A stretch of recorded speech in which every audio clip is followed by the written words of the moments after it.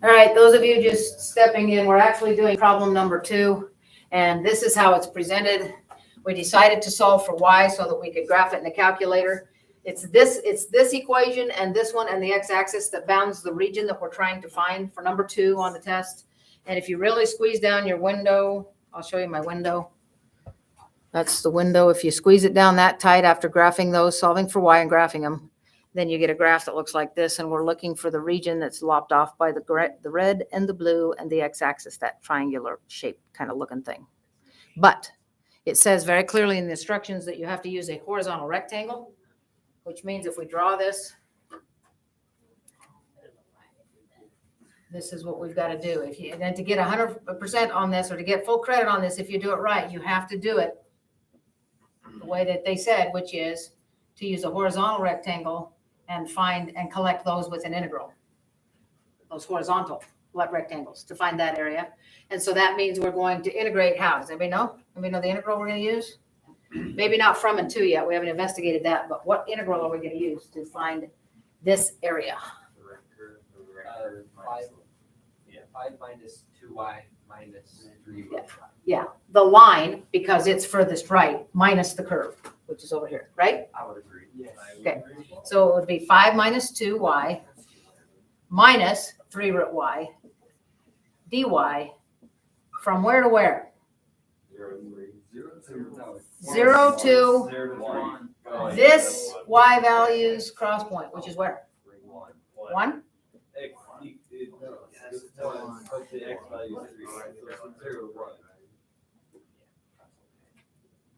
Okay, so here's the deal. If you get this written correctly and get the answer wrong, it will still cost you a point for not showing me your work, because you can't if you're going to jump to your calculator at this point. Which you can do. And if you jump to your calculator at this point and you trust the answer that you're going to get looks right or whatever, then you can just write that down. I'll give you full credit. But when I go to look at your work, first of all, I'm going to be looking for this integral to give you full credit, even if you get it right. I'm going to be looking for this. If you get it that, and you get the answer right, full credit. If you have this and get the answer wrong, I will be looking for your integration. So if you wish to cover yourself that way, you're going to have to show me how you integrate this by hand. Do you understand what I'm saying to you? If you get this and you get the answer right, full credit. If you get this and you get the answer wrong, I will be looking for work. And if I don't find it, it will cost you more than it would have if you hadn't shown it. Anyway. Those of you viewing the video, I will come back to and talk about number 1 in a few minutes. Sorry about that. I didn't get to punch the button to get the thing started. Are we all good on number 2? You see what you're up against? Okay. They're extremely easy to solve for y. As easy as these were, maybe easier. So you should be able to solve the y version of them and see what you're actually after. But when you do the integral, you have to put the original versions in. It's got to have your rectangles that are horizontal. Okay. Any questions about number 2? Can you integrate it that way, or can you also integrate it in terms y in terms of x? No, you cannot. So just in terms of Because the only way to do it the way they said, which was use a horizontal rectangle, is to integrate along the y, which means your integral has to be written in terms of y.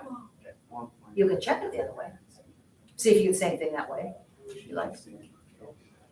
But the integral I'll be looking for is this one for full credit. Once we get that thing, once we get that thing and you decide to jump right to the calculator, you can just switch there's no y key, so Right. you just use x, right? You can do an integral with y if you use the alpha y, if that really, really bothers you. Okay. Okay, you can use the y key, just make sure you put dy here, they have to match. But if you're okay with using x's and just switching out the variables, it'll give you the same thing. Okay, sweet. But this better be written on your test, is what I'm saying. This needs to be written in your work. What's in your calculator is up to you to try to figure out. But this had better be written in terms of y. Any other questions on 2 before we move on?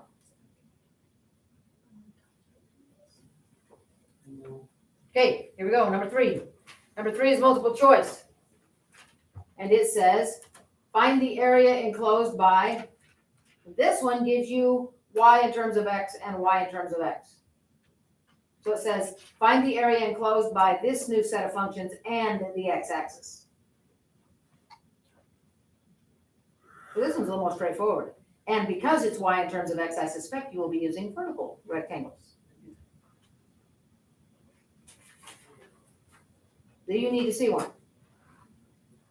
No. No? We good? You could practice this one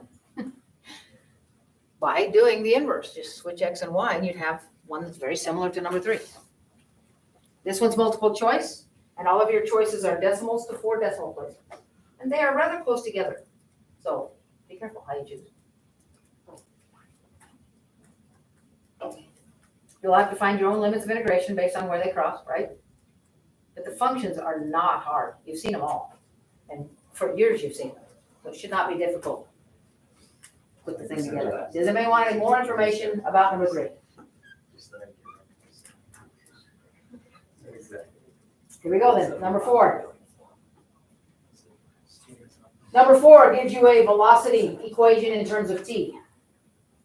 And it says, this function is the velocity of a particle moving along the x-axis, where t is measured in seconds, t greater than or equal to 0. Pay attention to that, because if any of your t values that you find come out less than 0, you do not write them.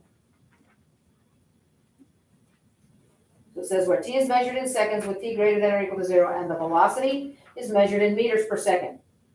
Why do you suppose they told you that? Yeah, get them all in there. Some of you screwed that up last quiz, and I gave you the points anyway. Don't do it this time, because I will ding you for it. If it gives you units in the problem, you better have units on your answers. This is what you're required to do, and I'll show you in a minute kind of how to do it.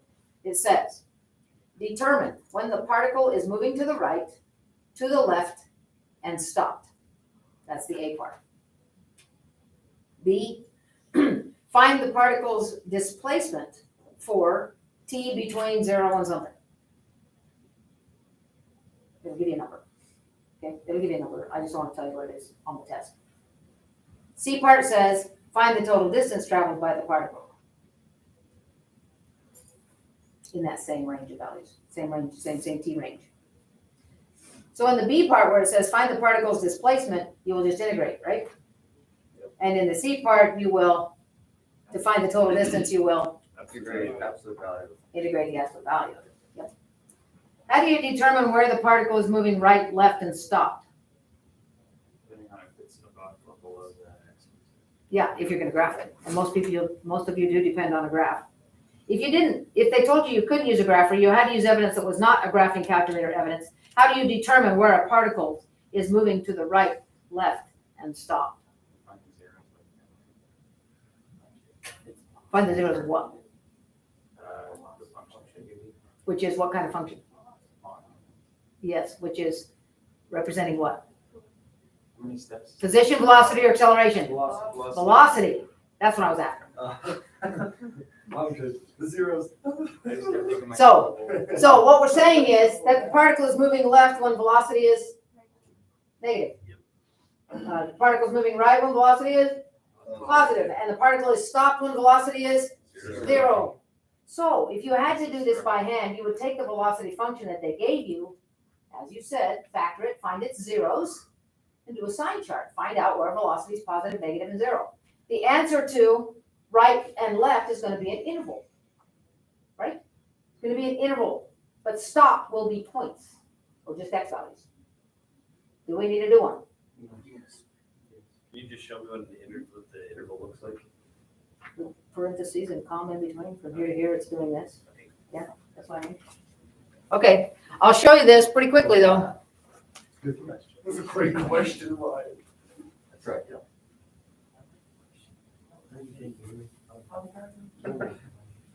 Ryan, of all people, you are not allowed. That's very true. Okay, let's say that we had the function, velocity function in terms of t was x squared minus 8x, oh, make them t's, sorry, t squared minus 8t plus 12, and we are to find out where it is, first of all, in the A part, where it is moving left, right, stopped, and, by the way, only for t greater than or equal to 0. So pay attention to that. Don't just go with the polynomial and those things that it gives you. You gotta remember this. Only good for t is greater than or equal to 0. Okay, so how would we find out where this thing is stopped? This particle that's moving with this velocity curve. Factor and find the zeros. Okay, we're setting this equal to 0 because when velocity is 0, it's stopped. Okay, so if I go to factor that, it's going to be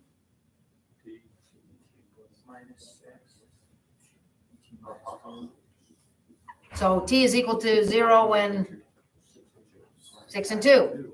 Yeah? Okay, so now what do? So it's stopped. When time is 6 and when time is 2, it's stopped. We've got the stopped part. What would have happened, just a minute, if we factored it, what would have happened if this had turned out to be positive 6 so that this was negative 6? We would ignore it. Yeah, because of that. Okay, but they're both positive, so we'll keep them both. And so now what do? Sign chart. Okay, so we're going to put a 2 and a 6 in appropriate places on here. What else have I got to put on here? A 0. Nothing happens below here. So I need to check this region and this one for positives and negatives in the velocity curve itself. There's no derivative, no integral, just velocity curve itself. So between 0 and 2, what number would you like to pick? 1. If I put it here in the factored form, it will be easier for you to handle the smaller numbers. This will be negative, won't it? If this is 1, this will be negative. Negative times a negative is a positive, so it's moving right. This is V. This is what it's doing. Okay, so we check in here between 2 and 6. What do you want to choose? 3? Okay, I heard that first. 3 minus 6 is negative, right? 3 minus 2 is positive. So we get a positive times or negative times a positive, which is negative, so it is moving left. And here it's moving, choose a 7. We're going to get positive, positive, so it's going to be moving right. And let's say, and I never did qualify this. Let's say that they said to you, determine the particle when the particle is moving. Oh, it doesn't give you a boundary right there. Okay, so on A part, it just wants to know when's it moving left, right, and stopped. So here's your blank over here. This is problem number 4. A says the word left, right, stopped, blanks for each. What are you going to write? What are you going to put in there to get full credit? 2 to 6. 0 to 2. 2 to 6 here? Parentheses or brackets? Parentheses. Okay, Right, from 0 to 2. good. You do not put negative infinity. You put 0 to 2, union 6 to infinity. You can do that. So that's greater than t. I mean, t is greater than 0 there. Stop that. Okay, you can just write 2 and 6. You don't have to write t equals. Okay, B part for this same thing says, for example, find the particle's displacement for, so this is the B part, and it will say find the particle's displacement for this. Something like that. It's not those, that's not those numbers exactly, but this is the B part. In this range of values, find total displacement. How do we do that? Integrate what? The velocity curve up there. So integrate that from 0 to 10 and tell me what you get. You can do it on your calculator. It would be wise of you, in case you miss it, to at least show me what you intended to integrate.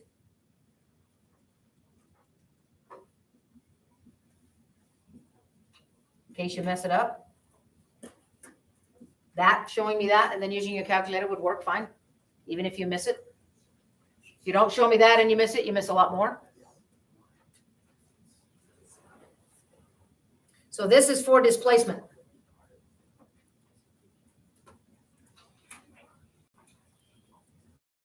Wouldn't have anything that says like S of 0 equals like 4 or something that you have to add to that. Nope. No, it doesn't want to know where it is. It wants to know where it is relative to where it started. We never got told where it started. Okay, We just want to. final position, then we'll have Yeah. Yeah, if it said its final position, yeah. There's no question about position here. It just says wherever it started, where is it with respect to that now? 163rd. Really? 163rd? Yeah, 53. That would be its displacement, so it's to the right, because that's positive, it's to the right of wherever it started. It's quite a ways. Okay, C part says in the same value here, the same range of values, find its total distance. And it may be the exact same number. I didn't design this to make it different, but it probably on the chest. So it'd be the integral from 0 to 10 of the absolute of.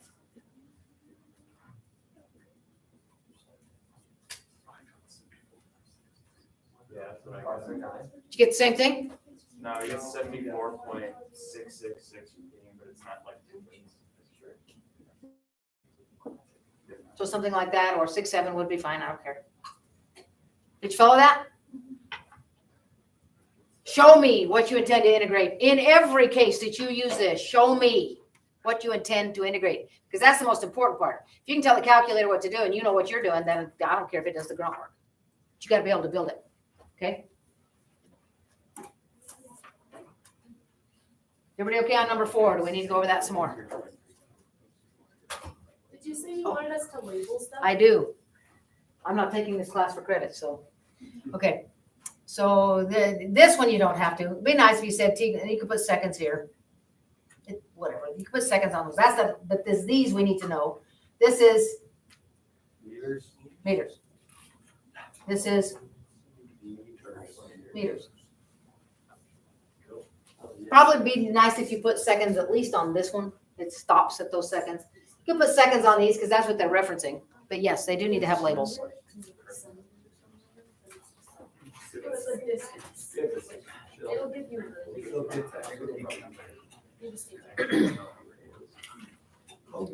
Everybody okay? Here we go, moving on. Number 5 has 2 parts also. Guess what they are? Find displacement, find total distance. Well, actually, no, the A part refers, you have to know what displacement is to make it happen. This is the one that you were asking about. It tells you where it starts, and you have to figure out where it is after a certain amount of time. Okay? But the thing that you get to use is not a function, it's a picture. I know. It's a picture of a graph. And the graph is made up entirely of line segments, not horizontal ones necessarily, but line segments, which means that the graph that you're going to be using, you're going to have to be finding the things you need that you would normally find with an integral by finding areas of geometric shapes under the curve. So here's kind of what it looks. Here's an example of the type of graph you're going to be looking at.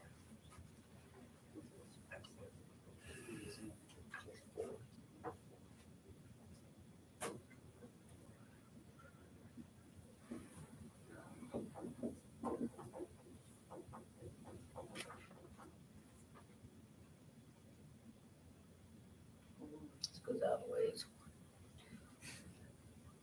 6, 7, 8. And there's something like this.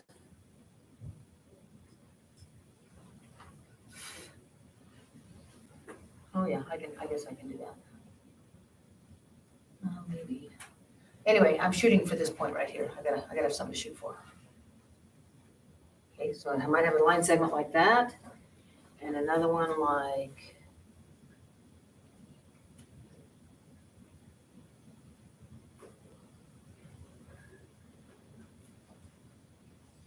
that. It's supposed to go through 4, supposed to be straight. Okay, and perhaps another one like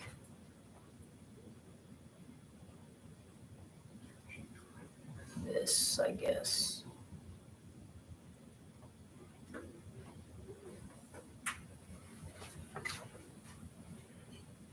Something like that. And this is what you're supposed to do with that. It says, the graph shows the velocity, and it tells you that. It actually labels the axes. It says velocity, and it has parentheses, meters per second.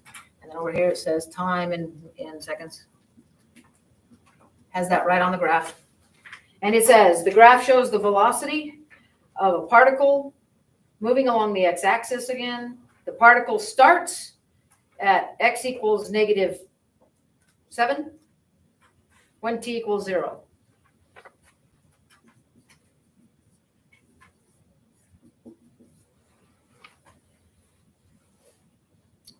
questions are, part A, find where the particle is at the end of the trip, meaning 8 seconds later. They want to know its position. Where is it? 8 seconds later.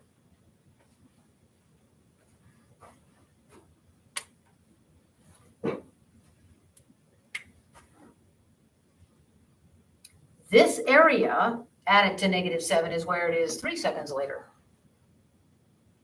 Right? Okay. It is a trapezoid with a height of 3, a base of 3, and a base of 1. Can you find that area? And if you can't, could you find these two areas and add them together? If you don't want to memorize trap, you can always split it up into rectangles and triangles. So this triangle right here is 2 by 3, cut in half is 3. Yeah? Wait, isn't it 3 by 3? Wait, no. That's okay. Are you good on that? Wait, oh, yeah. Base is 2, height is 3, 2 times 3 is 6. It's a triangle, cut it in half is 3. I'm We with good? 1/2 base times height? Base and height have to be perpendicular, so we're using these two that we can actually count. Are you clear? Area of this is 3. So what I'm saying to you is, just to get you in the gear for what we're doing here, is after 3 seconds have elapsed, that particle is now at -1. Because it has gone 6 units to the right from -7. That's what this tells you.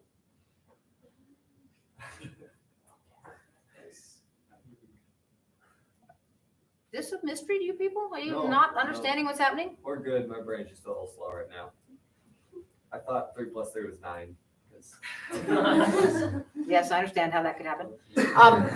But please, area under a velocity curve is distance or position, right? Yep. We've got a positive space from 0 to 3 seconds. We've got a positive space of 6. We started at -7, which means after 3 seconds, the particle is at -1.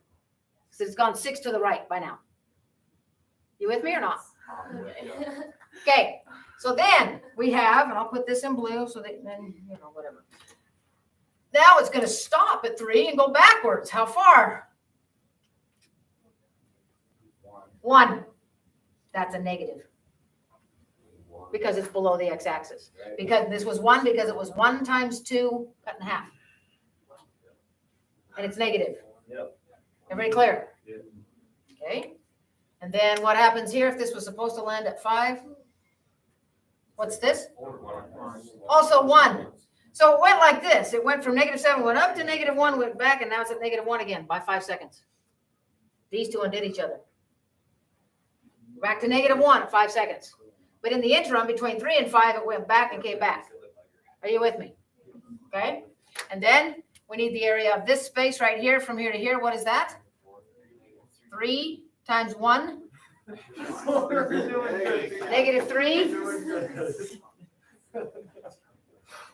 So where did it land? At -4. Here's how you can think about this. This and this cancel each other, so I really don't need to look at those. It went to the right 6, and from there back 3. From here. Goes to the right 6 to -1, back 3, lands him at -4. That's the answer to the first question. Okay? Now, I want to warn you about something, and I hope I don't give too much away. I want to warn you about something. This segment, there's a segment, a horizontal segment on the end of this. But that segment is either way down here or way up here. And because he writes the test kind of crammed together, people don't see this for some reason. It's down a ways or up ways. I'm not going to tell you which, but watch for that last segment there. Because some people, they just don't see it. It's like not seeing a motorcyclist when you're driving a car. Or a cyclist. I've been hit both times. I don't know what they're doing. Don't watch for the two-wheelers. Watch for the horizontal segment because it's hidden. It's not very easy to see. Well, it's super easy to see if you're looking for it. Okay? Everybody clear? Watch for it. There are 3 segments on this problem, just like this one. B part says, find total distance traveled by the particle. Doesn't care where it starts. Wants total distance. 3, 4, 5, 8. It has traveled 8. Because total distance doesn't care about sign. Didn't that make it 11? I don't know. Did it? 6, 7, 8, 11. Yes. I think I It's just one of those days. Man, you could have one. I think I was looking at only one of the threes. Anyway, it is 6, 7, 8, 11 is the total distance traveled because distance does not care about sign. So that's the B part. Are you good? Make sure that you are putting meters on both of those. And then would displacement just be +3? Yes. Yes, it would be. But it doesn't have to. Ready to go on? Number 6. Number 6, and I think this is the example I might have given you. I don't even know if you remember in this chapter, we came across the rate of consumption of potatoes in a particular country in bushels. Do you remember that? Yeah. Yeah. Millions of bushels. Well, has to do with the rate of expenditures at a public elementary school. So it's the rate at which they are spending money from year to year. It says, it can be modeled by, and it says capital S, that stands for spending, is equal to something. It's an exponential growth, but it's not growing very fast. But that's what happens. I mean, people just keep spending more and more and more and more to do the same things. And it gives you an exponential function, which I will show you an example of, where T is the number of years after January 1st, 1990. What are the total expenditures? Total, that's where you use the integral as an accumulator. What are the total expenditures from January 1, 1990 to January 1 some other year? Which I'm not going to tell you. So for this problem, the equation that they give you is like this. It's capital S equals maybe something like 2.07 e to the 0.0385 t, where t is in years. So this is the type of an equation they give you. And it says, so this is good for quite a few years. And it says, so if the beginning time when t is 0, if that's how much they spent, when t is 0, by the way, this is how much they spent that first year, 2.07 million. Okay. And they want to know what's the total amount of money that was spent from that year, the January 1, 1990, to let's say January 1, 1998.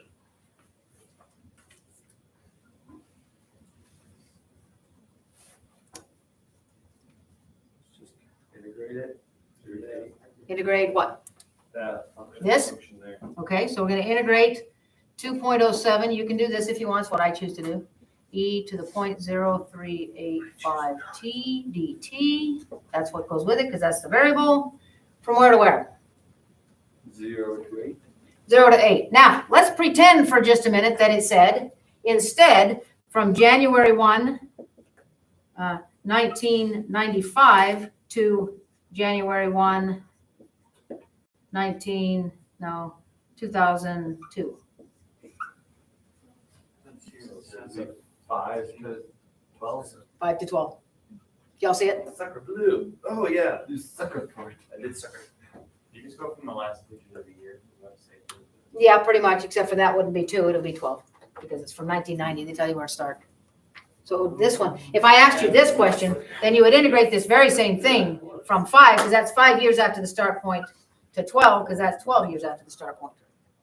In that range of years, that would be total expenditures for the whole shebang there. Not what they spent the last year, that would just be a simple plug-in. What they spent all together is what this is, it's accumulator. It's not a hard problem. Most people do that right. Are we okay? And most people, like I said, that's just not a tough problem. Okay, moving on to number 7. Number 6 was really rather easy. This one right here. Number 7 is just as hard in the other direction. Depending on who you are and how well you handle this. It really isn't that hard. It's just that most people are uncomfortable integrating using the shell method, and you have to on this one. You have to. The shell method is the bundt cake method. Okay, so I lied. I've got a little ahead of myself. Number 7 isn't quite like that, but it's still a revolution problem. You still have to revolve something. And here's what it says. It says, what's the volume generated by revolving the shaded region about the x-axis? And it even tells you. Use disks. Let's go. Wait, are we using the shell method? No, I lied. I'm not to that point yet. I thought I was, but I'm not. I saw this picture and thought it would be a shell one, but it isn't. So no, we're not to the shell one yet. This is just regular. Okay, and the equation is something like this. Y equals 5 minus 15 over x. And there will be a vertical line also, but I haven't decided where to put it because I got to graph this thing over here. And are we gonna get a picture on this one? You do get a picture on this one, but I don't know what my picture looks like, so I got to graph it.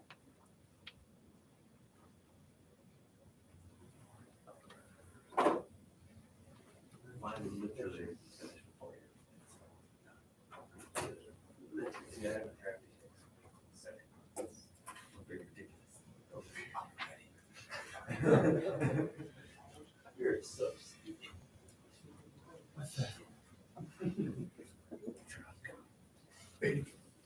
Okay, so now that I see my picture, your picture, by the way, is a hyperbola, looks like that, right? I'm asking you to look at only this branch because it's going to be the region that is lopped off by the x-axis, that graph, and the line x equals 8. So basically, if I was to give you a picture on the test, it would cross at 3. Yeah, so cross here at 3. Come out like this, come out like that, and then over here at 8. There's a line, and it actually says x equals 8, and here it says y equals 5 minus 15 over x, and it has this shaded. Gives you those equations, and it says, find the volume of the region shaded,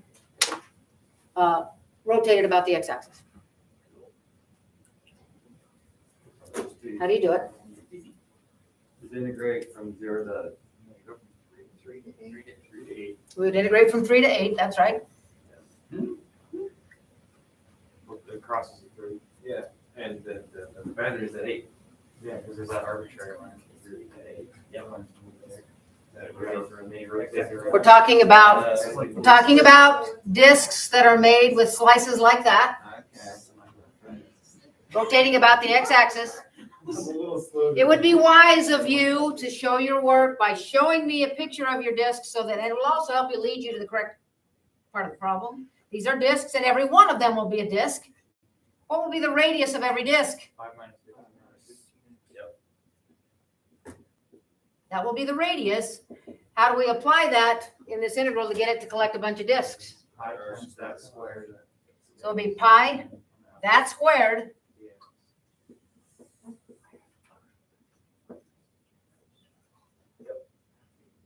because dx is the thickness of each. So you're collecting volumes. The integral is not hard. At this point right here, if you build it properly, you show me that disk and you build it correctly, and you get it wrong from here, it probably won't cost you anything.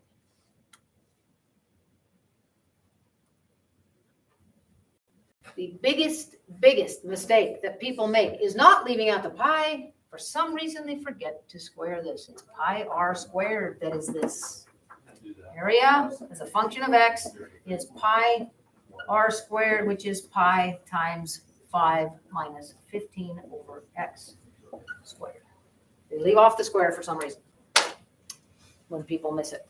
It's weird. They remember the pi. They don't remember the square. It's weird. I will tell you this. This is not missed very often. But when it is missed, that's usually right? So number 7 was not that hard. Number 8. Number 8 is hard because there's no picture And it says use cylindrical shells to find the solid.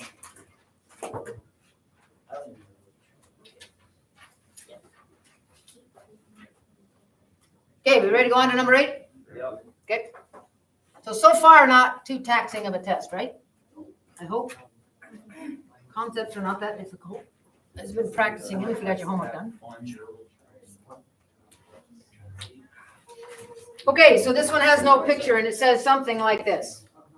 A region bounded by, excuse me, not that. Bounded by y equals, let's say,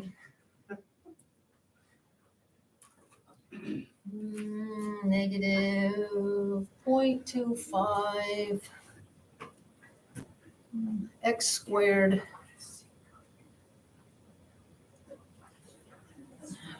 plus 6.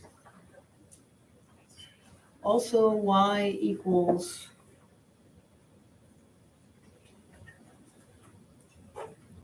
6. X equals 4.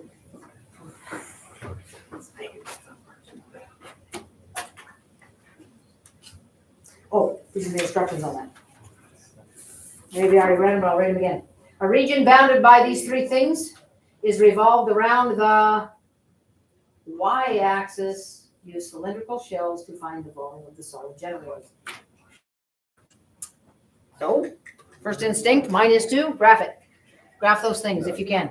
You'd have to imagine where x equals 4 is. You might want to let your x's go out to 4 so that the edge of the screen can be a vertical line for you if you want.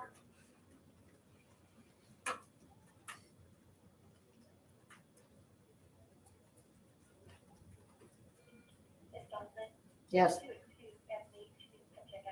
Okay.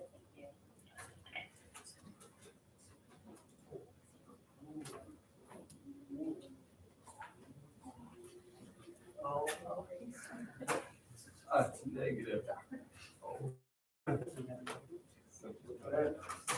Rolls around. It's like a bowl, but.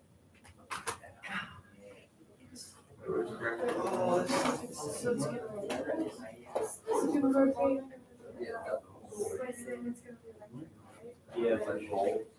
It's going to look like a bowl with a circular flat bottom and a parabolic interior, right? Where the walls are pretty thick. Yep. You understand what you're going to be spinning? You do? This little piece right over here, between the red and the blue and the edge of my screen, I put it on 4. That's the line x equals 4. I'm going to be spinning that much around the y. Right. Do you need me to draw a picture? No, unless you want to. Sure, let's do that. Maybe it'll help. It's going to be this little region right Yeah, there between the red and the blue, and that's the line x equals 4 right there. Okay. All right, so the picture looks like this. If you want to see the part that we're going to be rotating. It don't matter. It doesn't. It don't matter.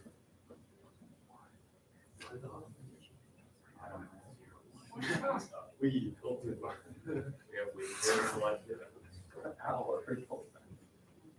It'll be that region right there. This is x equals 4. This is 6. This is the function right here, and it will be this space that we are going to rotate around the y-axis using slices like that. Okay. I hear you. Because we have to use shelves, which means the slices have to be parallel to the axis of rotation, which is the y-axis. So if we do it that way, what are we going to be integrating? I mean, start to put the integral together for me. You can integrate from and to what? 0 to 4. That was an easy choice. Yep, 0 to 4. And would be really wise of you to make me a drawing of what it is you're collecting, like we did the discs before. We are not collecting discs, are we? A rectangle. We're collecting boxes that have been circular, that have been laid out like this. So the boxes look kind of like this.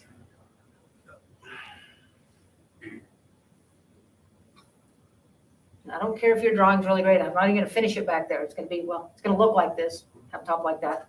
How far is it from here to here? That's the easy one. Yes. Dx. How far is it from here to here? That's 6 minus the function. 6 minus minus the function. What Gregor said. Yeah. That's gonna be how tall that is. Do you all agree? Yeah. I agree. How far is it gonna be from here to here? The pi x squared, no, 2 pi x. 2 pi y minus. I don't know. Let's see. We're spinning it around this one. Circumference. So the radius of this little piece right here, if I had that like the bundt cake, and it was sitting like this, if I had that little piece right there and I showed it to you, its radius would be from here to here, which is x. Right? Because this is x. That's the distance, that's the radius. So the circumference of that piece, like this, it's the circumference of it, which is 2 pi x. Because 2 pi is the. Circumference is 2 pi r. This is 2 pi x. That's the circumference of this when we take it from this state to being laid out flat. If you just did the function, then that would be the height from the x-axis. You know? So to make the height, you gotta go 6 miles. Are we okay or not? What was next to the Yeah, I don't understand how it's. Okay. This is, remember, try to remember the bundt cake that we did. If I'm talking about this slice right here, this one that I have right there, it's going to be rotated. My finger here is going to come out like this, around circular like this. It's going to come over here, same distance, and it's going to go in the back side of the board and come back out here so that we have this, like this. We're laying that out like this. It looked like this. When we were looking at the top of it, it looked like this. Right? And when it was like this, the radius, before we laid it out, the radius was x. It was from here to here, because that was the pieces. Yeah. You see it? You do? Okay. So when I cut this thing, if I cut it like that and I lay it out flat so that it looks like this, then this distance around from here to here is the distance from here to here, and that is 2 pi r, which is x. Circumference. Is that okay? Are you sure you're okay on this, everybody? Because I can do better. We're good? Yes. Then we will integrate all of these volumes, which are 2 pi. That's this 2 pi right here. X times 2 pi x is that length right there, times this height over here, which is 6 minus 0.25, minus all of it, 0.25 x squared plus 6, times its width. That's the volume of one of the shells, and this will gather them all. Yeah, it's negative. Oh, yep. How did I put that over here? I just didn't copy it right. Yep. So it's negative, negative. And if I were you, if it's just me, but if I were you, I would actually do the cleanup on this a little bit before I put it in my calculator, so you can have all these parentheses and things to keep track of. I would clean this up a little. I would say, for example, this is going from 0 to 4. I'd leave the x out here maybe for this move. That will be 6 plus 0.25x minus 6. That's a happy thing. And so these 6's will go, and I'll end up with x times this. What I'm really integrating is 2 pi out here, 0 to 4, and that would be 0.25 x squared, which is much easier to put in your calculator without making errors. So cleaning it up algebraically a little bit at first might be really useful too. Nice. After you build it. So show me all your work.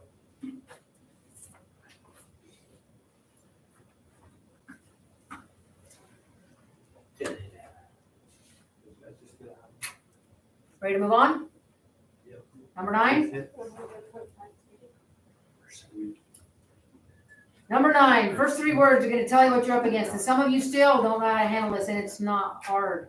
You need to master it before you test. It says, number 9, suppose a spring. Suppose a spring, and I'm going to change the numbers here, but it's going to be the same kind of problem because there is a place for you to stumble on here, even if you know how to do spring problems. There's a place for you to not think as well as you should, so I'm going to try to prevent you from making that error.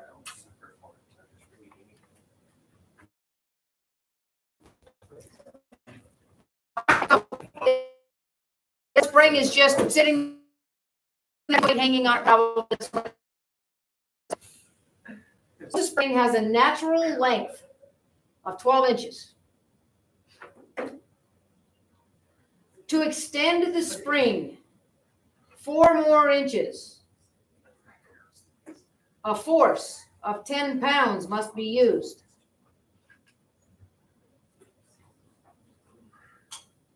How much work would be required to stretch the spring from its natural length to thrice its natural length? Nice. I get it. What was it? It was 12 to 12. It was 10 beyond its natural length? 4.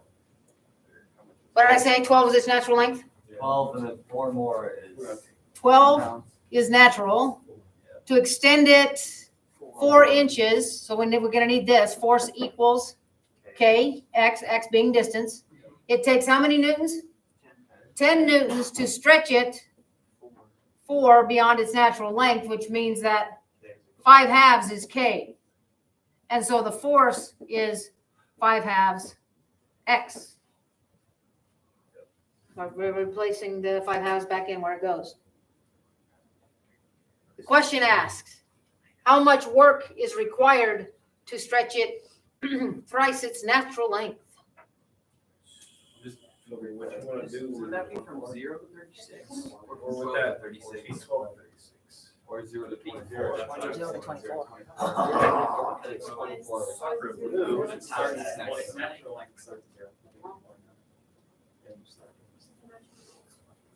It's natural. Once you've stretched it, it will be 36 long, but it's only 24 from its natural length. It's natural. Leaving it at its natural length takes no work at all. That is worded very scarily. Yes, very scarily is right. You have to really think about what's going on. Can you explain it again? What's that? Can you explain that again? The spring's natural length is 12. It's got a weight hanging on it, and it's just hanging there. Nothing's happening. No work is being applied. Nothing. And it's already 12 inches long. That means thrice its length, it will be 36 inches long. But you will only have to stretch it 24 more using any work. Besides that, it's not, well, no, I won't say that. You understand that? The first 12 takes no work at all. Oh, And it will be 5/2 X, dx. That part's super easy. This is the part that'll hang you if anything does on this. so if it said twice this length, you just go 0 to 12? If it said twice its length, you'd go 0 to 12. If it said 10 times its length, you would go, Yeah. It would be like so after it stretches at 4 0 to 108. inches. there you go. Okay. All right. So this is what we have to integrate because work is a collection of forces, and here's our forces. Wait, how would you label this? I don't know. I don't remember if I read any units. I think it was in newtons. So it would be. Hey, hang on. Let me see. 10 pounds. Nope. It's in inches and pounds. So the answer will be in Inch pounds. inch pounds. Yep.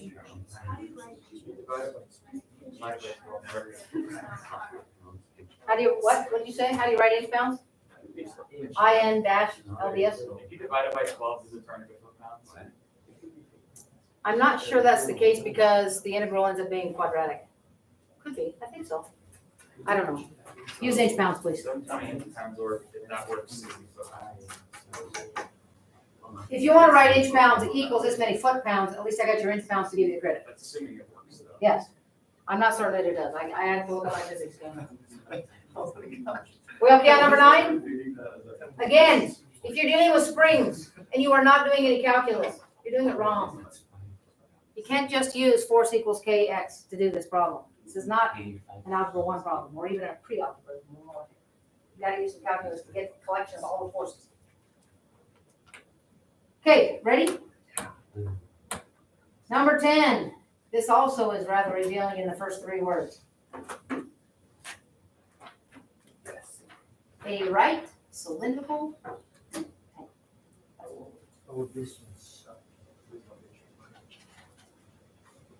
A right cylindrical tank is filled with all of what? We'll say that. It's not what it is. The tank has a radius of 2 feet and a height of 5 feet. So it's more like a rather large barrel. Okay. If the oil level is 1.5 feet below the top of the tank,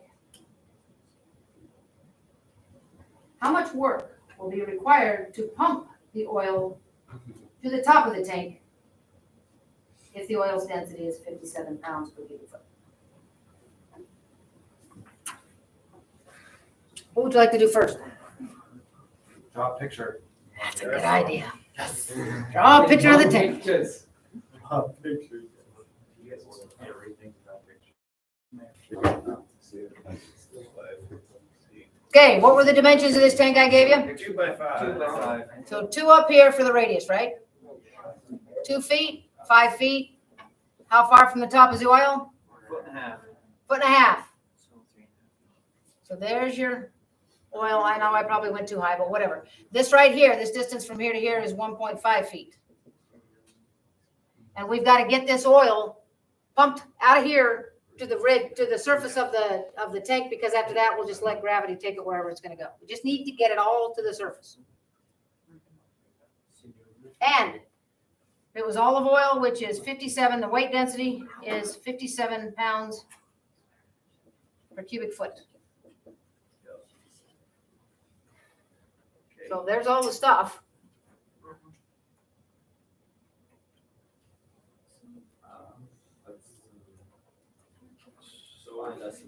Yeah, we need the equation and the integral. Is there one other thing you would like to put on this picture? Disc in the middle, A what? a representative disc in the middle. Yeah. And in this case, we call them slabs. It's all right. It's all right. You can call it whatever you want. You can call it a disc. That's fine. Okay. So that's pretty crappy drawing, but there's your representative slab. Now what?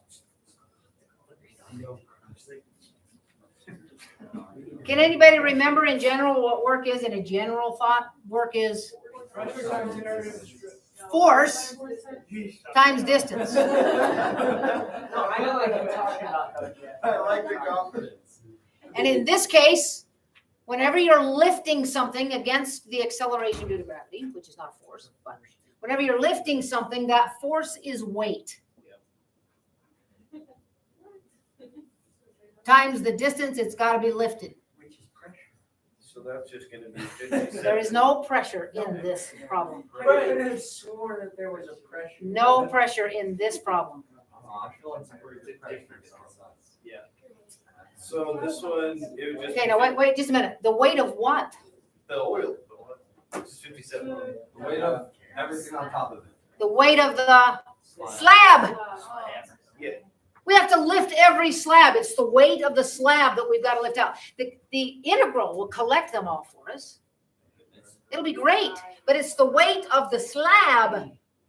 And how do we figure out the weight of something like that's geometrically shaped like this? Area.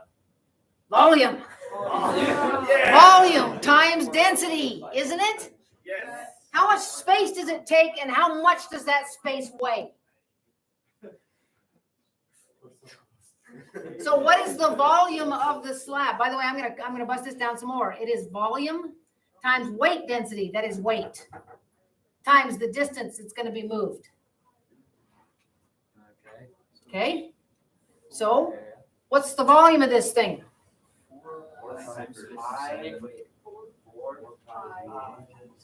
Pi r squared dy. Base area times height, and these things are only dy thick. That's how tall they are. Are you with me? That's the volume. Weight density is the easy one. 57. How far will we be lifting this slab? From 35. Depends on how you number things. Do you want to call this 5 feet or 0 feet? 0 feet. Okay. Do you? No. You want to, that's I'm going to go down here because I'm going to lift it out to here. How far is it from here to here? No, Y. How far is it from here to here? 5 minus Y. Then we want to lift it 5 minus Y. Wait, so if that was 0. If you reverse it, you're going to get it wrong.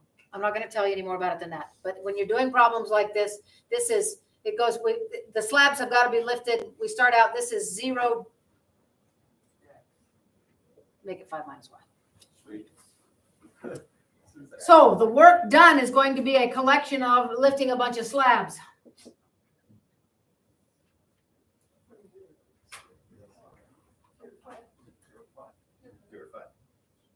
No. 0.5. Yeah, it's your wait, no.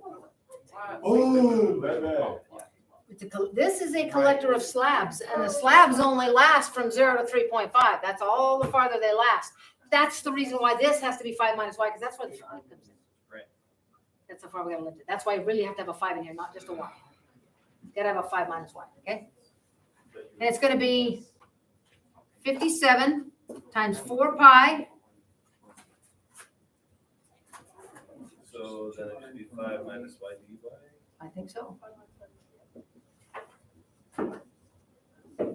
I think we got all the pieces. Okay, I'm gonna take a picture of that. That's a good idea. Cocaine, Kyle, that's. That's We what call it cocaine. Radius squared. volume is height squared. Squared height. And then Are we good on this? I got your number. We're good on number 10?